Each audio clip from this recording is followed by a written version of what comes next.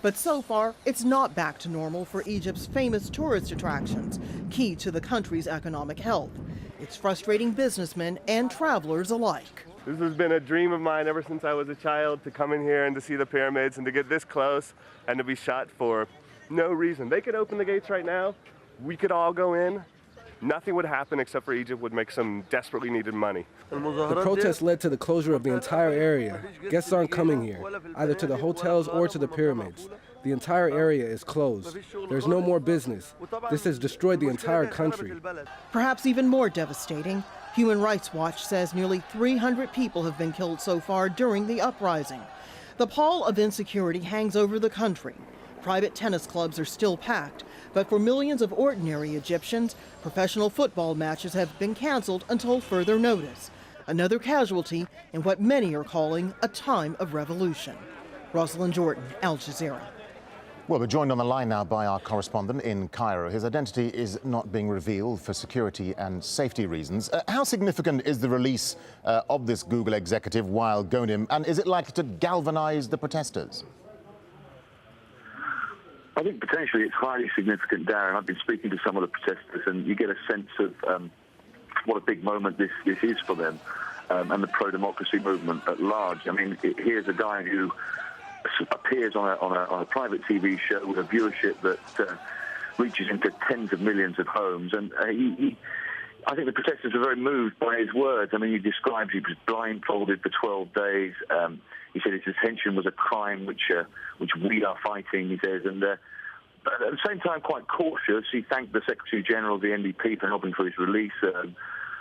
He said that, you know, it wasn't a time to sort of settle scores or propagate ideologies, but I think certainly there were certain things in his speech that were very moving. I think it's interesting that he was also very keen to point out, you know, that although he was married to an American woman, he wasn't American himself. He was an Egyptian, and he'd never wanted American citizenship. So I think potentially, yes, it could have a big impact.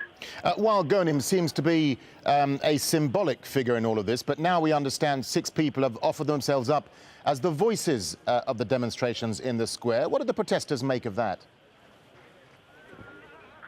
Well, it's interesting. I think one of the things that we've repeatedly heard throughout this crisis so far is that the protesters themselves lacked a single leadership. They lacked some sort of voice to represent their views. So now we have these 6 people that have come forward to say, well, that's what they're going to try and do. But the protesters that I've spoken to, some of them are quite doubtful and certainly nervous that these guys, these representatives in this coalition, are going to start talking to the government before their fundamental demand is met. And of course, we know what that is. That's that President Hosni Mubarak steps down. So I put this to one of the leaders of this coalition, and I said, you know, what plans have you got to speak to the government? And he was, you know, most insistent and stressed the fact that there are no plans at all to speak to the government, and at this stage they're just organising this coalition, bringing it together. So what's the atmosphere like in the square now, and what are we expecting to happen later? Well, it's a very cold night, actually. It's probably the coldest it's been in the last couple of weeks, and as you can probably see, it looks quite quiet. You've seen pictures now or earlier. I think the release, as I say, on him and his interviews, it has a big potential tomorrow to bring out a lot more people on the streets. There's a big march that's planned to mark the 2 weeks since the crisis began.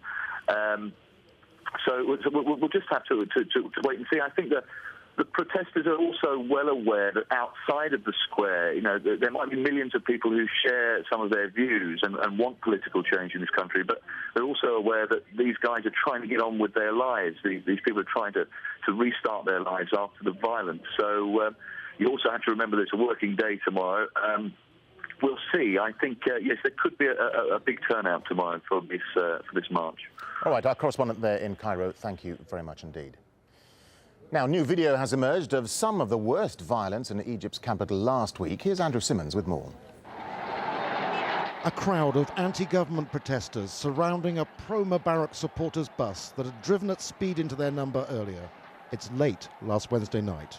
They try to turn the vehicle over, ripping open the driver's door. There's no escape. Here, the driver's already been pulled out, and he's being lynched.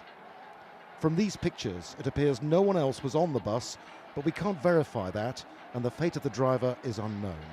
The frenzy of anger continues right through the night into the early hours of Thursday.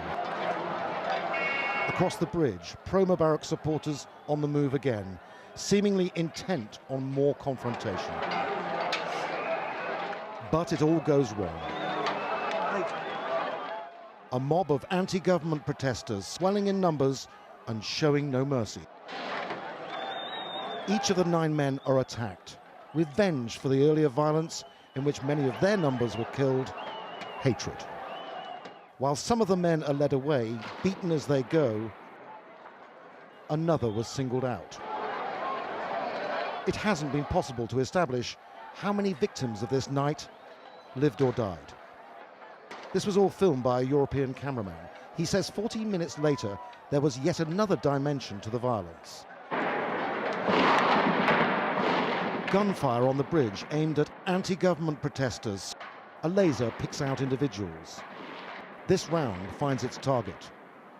It can't be established at this stage who fired these shots, just as it isn't possible to identify victims or their attackers. The questions over last Wednesday night, Thursday morning, linger. Andrew Simmons, Al Jazeera, Cairo.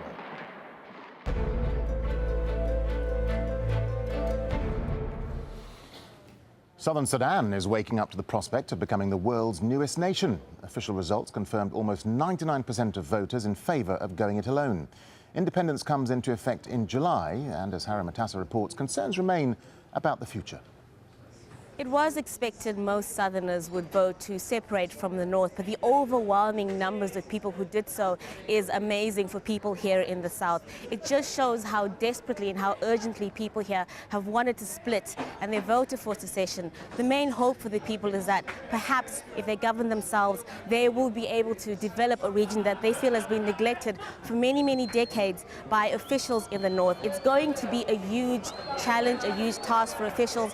Time may be against them. People here have high expectations. They want schools, they want hospitals, they want basic services like running water. This takes money, this takes help from the international community, but generally officials here are saying that they will do their best. They know they have a mammoth task ahead of them, and they're saying that with the support of the people, with the patience of the people, they hope that these outcomes can be achieved. People are already celebrating. It's a momentous occasion, it's a historic occasion, but on the backs of everyone's mind, they know that the road ahead will not be easy.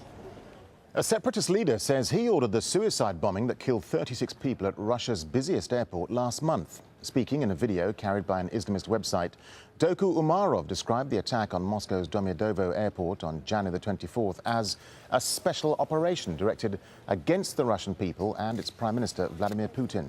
Neve Barker reports from the Russian capital. It's 2 weeks since the fatal bomb attack here at Domodedovo Airport.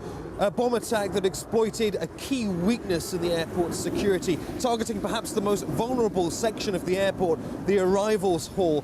Well, since the bomb attack, airport security has only marginally improved. The investigatory body looking into the suicide bombing say that they have identified a 20-year-old individual from the troubled North Caucasus. The Federal Security Services, the FSB, say that they have arrested several, including some members of the suspected bomber's family. Meanwhile, the Kremlin's most wanted Islamist fighter, Doku Umarov, has appeared in a video. He has vowed a year of blood and tears. It's believed that the man to the right of Umarov could be the Domodedovo bomber. Umarov said the man was being sent to Moscow to carry out a special operation. Well, the Russian authorities haven't identified the man, but the Russian media say they have. They have named him as 20-year-old Magomed Yevloyev from Ingushetia, neighboring Chechnya in the North Caucasus. All sides are now waiting for the official response from the investigatory body. They will present their findings to the lower house of parliament, the Duma, later on Tuesday. Well, you're watching Al Jazeera with plenty more to come, including carnival calamity. Plans for one of Brazil's biggest street parties goes up in smoke. Plus, why this lady's not for turning. Details coming up in a moment.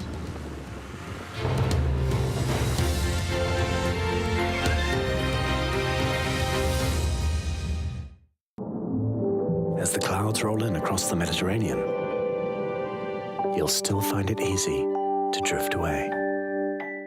Hello, we have the chance of a few spots of rain to come across northern parts of the Arabian Peninsula. A little bit of cloud just flirting with us here. That's in the process of pulling away. We may just see a little bit of damp weather across northern parts of the Gulf, more especially into Kuwait, into Iraq. To the south of this line, it should stay dry and fine. Temperatures at around 24 Celsius here in Doha and also for Abu Dhabi. Those temperatures starting to push up a little bit as that rain just nudges its way